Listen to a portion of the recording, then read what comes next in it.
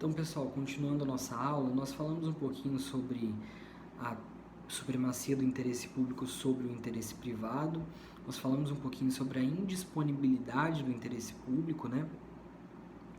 E para complementar esse raciocínio, a gente tem que tratar do conceito de interesse público, né? O que seria, então, esse interesse público que tem supremacia sobre o interesse privado? O que seria, então, esse interesse público que é indisponível por parte dos agentes da administração e assim por diante?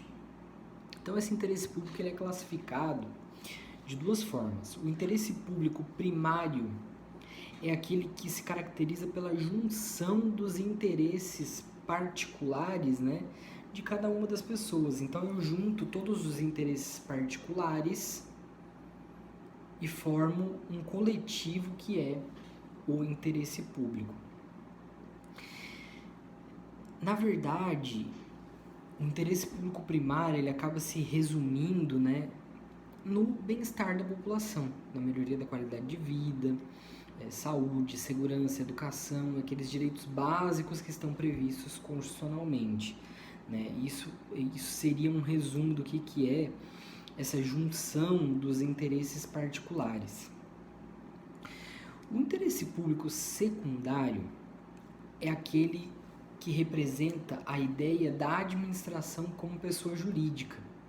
Então, nós vamos ver que tem determinadas situações em que a administração toma determinadas atitudes, baseadas no interesse público, inclusive, mas não com base especificamente no interesse de uma pessoa ou outra que está lá na ponta do iceberg, mas sim interesse público no sentido de interesse da pessoa jurídica à administração que vai, no final das contas, levar ao interesse público primário. Então, quer dizer, se eu melhoro, digamos que um município, por exemplo, tome uma determinada atitude com base no interesse do município, pessoa jurídica, tá?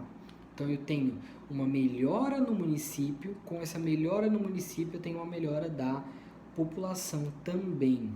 Tá?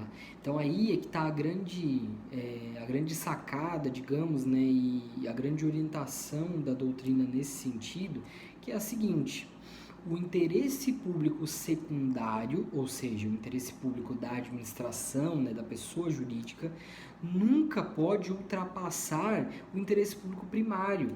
Ele nunca pode se desencontrar desse interesse público primário, que é o interesse da população, que é o grande objetivo de tudo o que a administração pública faz. A gente tem que pensar aqui, pessoal, que tudo o que a administração pública faz, ela faz no interesse da população que está envolvida, e não no interesse específico da pessoa jurídica ou de alguém que está lá dentro. Então, esse interesse público vindo da pessoa jurídica existe, sim, mas desde que ele esteja alinhado com o interesse público primário, que é aquele que vem da população, é a junção dos interesses, das necessidades individuais daquele povo, daquela população.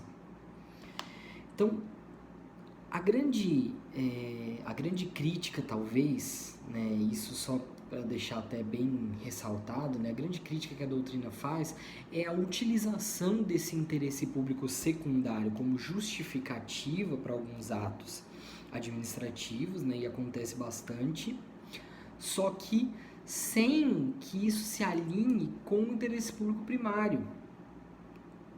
Então, o interesse, na verdade, é só da administração.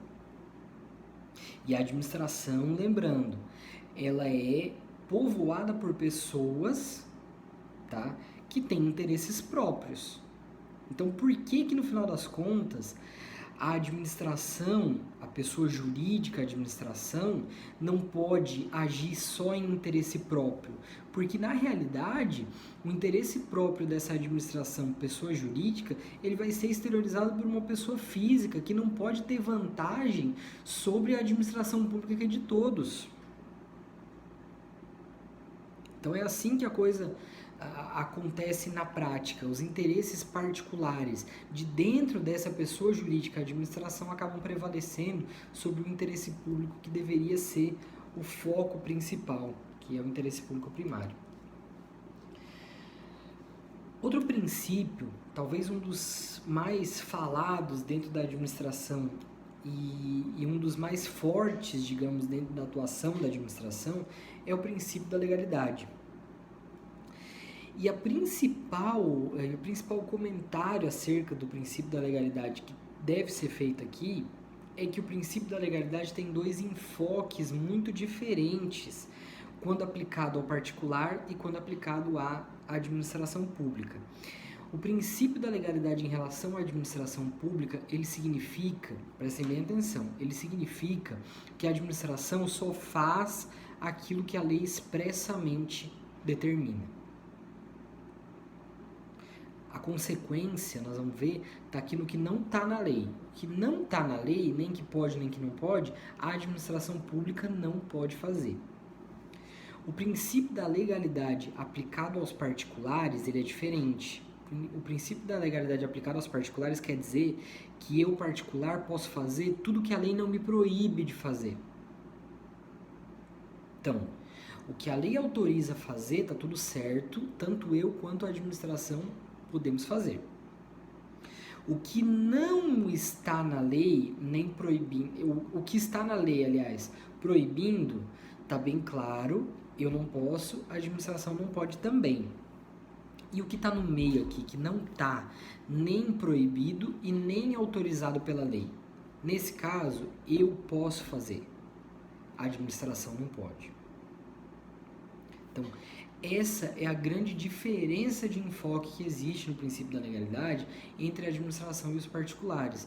Então, por isso é que quando a gente estuda o princípio da legalidade em outras matérias, né, principalmente lá no direito constitucional, talvez até no direito penal, direito tributário, enfim, a gente tem que ver de que forma que esse princípio vai se aplicar, né, e se esse princípio está sendo aplicado para o particular ou está sendo aplicado para a administração pública. No caso do direito tributário, por exemplo, ele está sendo aplicado para a administração pública. Qual que é a consequência disso? É que só existe tributo quando o tributo está expressamente previsto em lei e na forma que ele estiver previsto na lei. Não existe uma outra forma de cobrança, não existe uma outra base de cálculo, não existe uma outra forma de ver aquele tributo que não seja especificamente aquela que está prevista na lei. Beleza?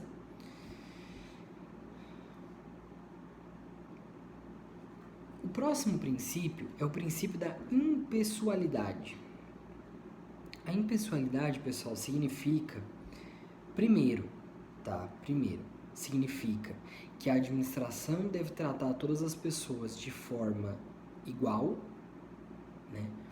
Ou que, se houver diferença, que ela tenha uma justificativa razoável. É o caso, por exemplo, dos concursos públicos, que tem diferenciação no edital, por exemplo, em relação à altura, em relação a alguma qualificação específica e assim por diante, tá? Então, assim, a jurisprudência fala em discriminação justificada, tá?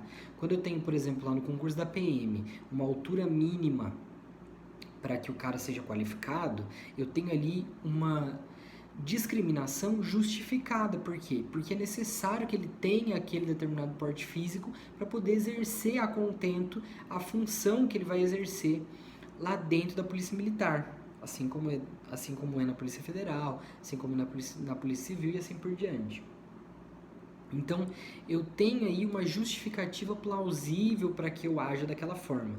Não havendo justificativa plausível, todos devem ser tratados da mesma forma. E a impessoalidade ainda quer dizer que o agente que está dentro do serviço público, ele deve agir em nome da administração e não em nome próprio. Então, todo agente da administração pública que realiza um ato em relação a um particular, ele está ali representando o interesse público, representando a administração, nunca representando a si próprio e nunca podendo tomar decisões próprias. Por isso é que tem aquela vinculação lá do princípio da legalidade, que diz que a administração só pode fazer aquilo que está expressamente previsto em lei. Por quê? Porque ali não é um particular agindo. Não é alguém que tem liberdade de agir ou não agir. Ali é um cara respeitando o interesse público e é um cara que vai agir sempre, conforme a lei. A impessoalidade gerou, por exemplo, a impessoalidade, na verdade, é a base do concurso público, né? Porque até mesmo para contratar a administração deve ser impessoal, ou seja, não deve olhar rostos, deve olhar critérios objetivos, estão lá no concurso público, né? E a impessoalidade gerou, então, o nepotismo, né? A definição de nepotismo e a proibição do nepotismo, que hoje está previsto na súmula vinculante número 13 do STF, obviamente, né? Só o STF que edita súmula vinculante. Então a súmula vinculante número 13 vem lá e diz quais são as normas que vão regular esse nepotismo e quando que ele é aplicável. Inclusive, o próprio STF já decidiu em 2008 que essa súmula vinculante número 13 ela se aplica inclusive aos agentes políticos, ou seja, governadores, presidente, prefeito não podem também nomear aqueles parentes, fazer estar dentro daquelas situações que estão previstas lá dentro da súmula vinculante número 13. E por fim, para terminar a aula de hoje, a impessoalidade ela gera a impossibilidade de utilização dos atos públicos, né, como propaganda pessoal, ou seja,